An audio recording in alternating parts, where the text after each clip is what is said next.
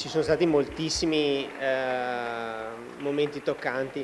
Quello che personalmente è stato più intenso per me è stato vedere il figlio più piccolo di Lessia, che aveva 1 anno quando è arrivato, e mi ricordava mio padre che a 1 anno era stato sfollato proprio a Vicenza dalla guerra, era di Como, ed è stato accolto da una famiglia vicentina, insomma, quindi è stato bello questa similitudine, e mi ha fatto capire che insomma, la solidarietà è un cerchio che si chiude. Per me, per mia famiglia, Italia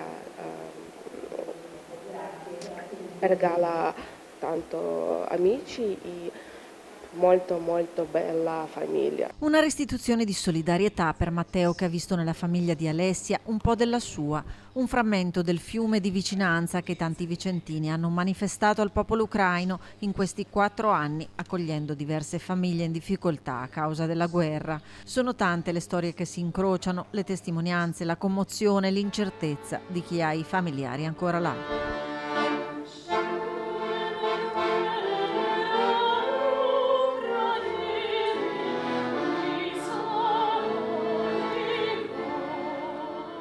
Dal 2022 ad oggi la solidarietà vicentina si è attivata con una rete di associazioni che hanno permesso l'arrivo di 440 persone. E grazie a tante associazioni, 44, queste 440 persone sono arrivate, la gran parte erano minori con le loro mamme.